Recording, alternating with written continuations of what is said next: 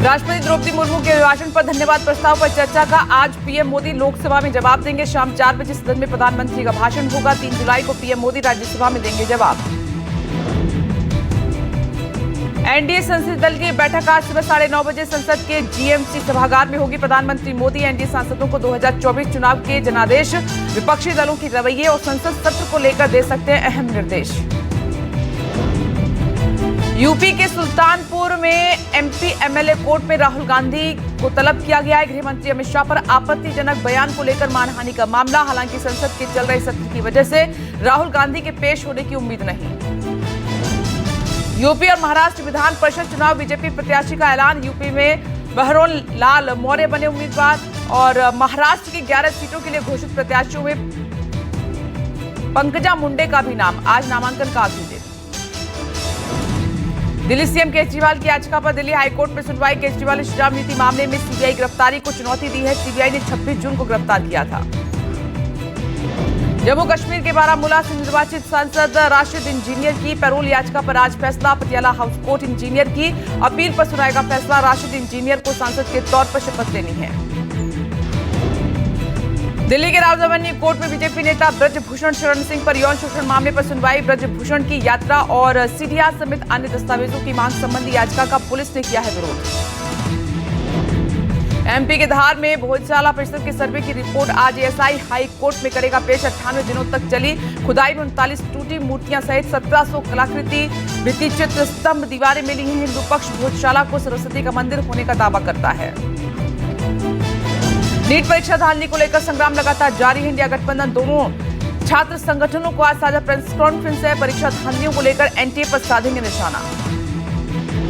बिहार के deputy CM सम्राट चौधरी का आज अयोध्या दौरा है। सम्राट रामलला के दर्शन के बाद 21 महीने से बंधी पगड़ी को उतारेंगे। सम्राट ने नीतीश कुमार को सत्ता से हटाने का प्रण लेते हुए पगड़ी बांधी थी। दिल्ली एनसीआर सहित कई राज्यों में अगले 3 दिन भारी बारिश का अलर्ट है। मौसम विभाग के मुताबिक राजधानी दिल्ली में बारिश का ऑरेंज अलर्ट जारी हुआ है। लोगों को जल जमाव और जाम का फिर करना पड़ सकता है सामना। संसद के दोनों सदनों पर आज भी हंगामे के आसार है। लोकसभा में नेता प्रतिपक्ष राहुल गांधी के हिंदू संबंधी बयान पर फिर गर्मी की आशंका। पीएम मोदी राहुल गांधी के बयान पर भी दे सकते हैं जवाब। संसद सत्र के 6ठे दिन नेता प्रतिपक्ष राहुल गांधी ने मोदी सरकार को 20 से ज्यादा मुद्दों पर घेरा। उन्होंने हिंदू, अग्निवीर, किसान, मणिपुर, नीट, बेरोजगारी, नोटबंदी, जीएसटी, एमएसपी पर हुए हमलावर। राहुल गांधी ने कहा कि बीजेपी के नेता हिंदू नहीं है क्योंकि वे डर और नफरत फैलाते हैं। लोकसभा में भगवान शिव की तस्वीर दिखाकर पीएम मोदी सहित बीजेपी संघ को घिरा। राहुल गांधी ने कहा कि विपक्षी नेताओं को डराया गया, धमकाया गया, उन्हें जेल में डाला गया। अयोध्या की सच्चाई बताने पर मेरा माइक बंद कर दिया गया। अयोध्या की जनता से जमीन छीनी गई। राहुल गांधी ने कहा कि किसानों को डराने के लिए मोदी जी नए कानून लाए। अदानी अंबानी के लिए मोदी जी नया कानून लेकर आए। किसानों को ये लोग आतंकवादी कहते हैं।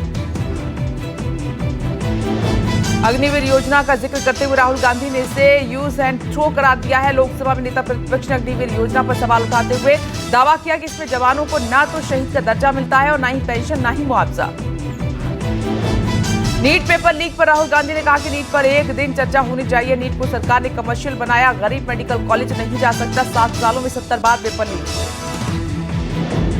संसद में राहुल गांधी ने गुजरात को लेकर बड़ा दावा किया। राहुल गांधी ने कहा कि आपको गुजरात में हराएंगे, इस बार लिख कर ले लो।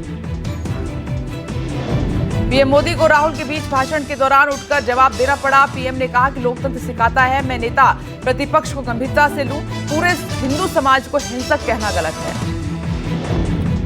राहुल गांधी के बीच भाषण में गृह मंत्री अमित शाह को 3 बार उठकर टोकना पड़ा। अमित शाह ने कहा कि नेता प्रतिपक्ष के बयान का सत्यापन हो। राहुल गांधी सदन में गलत बयान दिए हैं। राहुल गांधी के बयानों की जांच हो।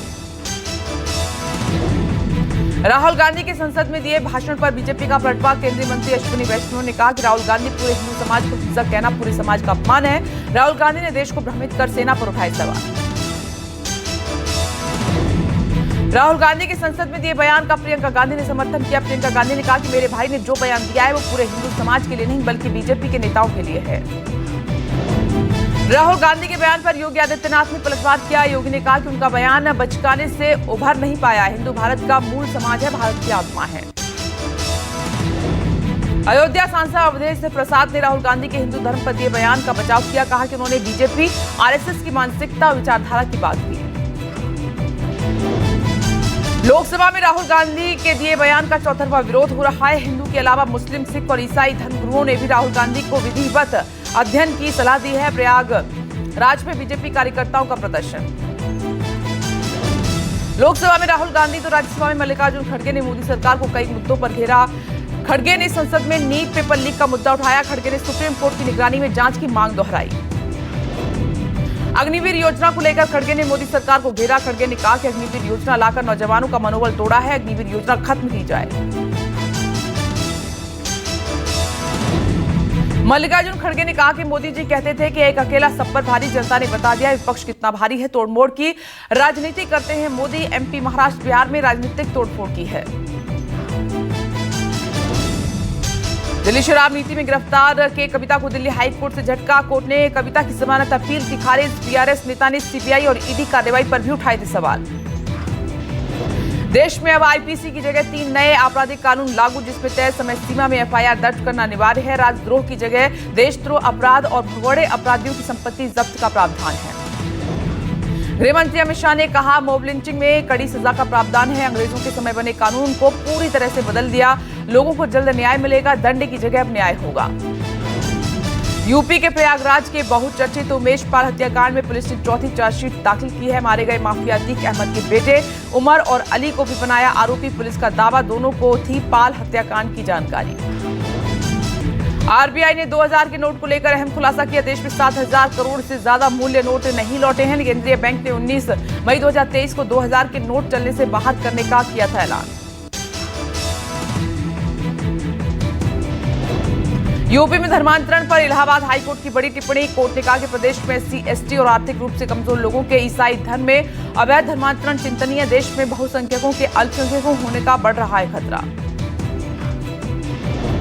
दिल्ली के जीटी करनाल रोड स्थित खाटू श्याम धाम में दिल्ली के 7 सांसदों ने लिया आशीर्वाद। खाटू श्याम धाम के अध्यक्ष घनश्याम जावेरी ने सभी 7 सांसदों का किया स्वागत और सम्मान।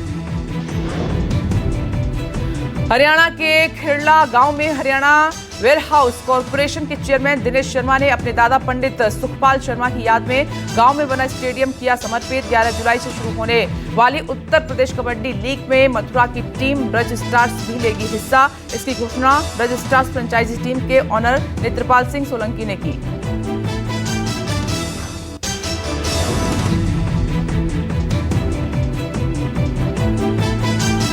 इस मौके पर उन्होंने टीम के एंथम के साथ जर्सी भी लॉन्च की। कार्यक्रम में उत्तर प्रदेश कबड्डी लीग के ब्रांड एम्बेसडर राहुल चौधरी ने भी शिरकत की। असम में बाढ़ से बिगड़े हालात। पीएम मोदी ने सीएम हिमंता बिस्वा शर्मा से की बात। राज्य में 7 जिले बाढ़ की चपेट में, 2.5 लाख से ज्यादा लोग प्रभावित। प्रधानमंत्री ने बाढ़ के हालात की जानकारी दी। उत्तराखंड के बागेश्वर में भारी बारिश का अलर्ट। 1 से 12वीं तक के सभी स्कूलों में आज छुट्टी के आदेश। दिल्ली में रिकॉर्ड बारिश से हुई 11 लोगों की मौत का मामला। आज मानवाधिकार आयोग से मिलकर कांग्रेस नेता करेंगे शिकायत। मुंबई में सोमवार को भारी बारिश से जनजीवन को अस्त व्यस्त। बारिश से कई इलाकों में भरा पानी। शहर के दादर का शिवाजी पार्क इलाका बना समंदर।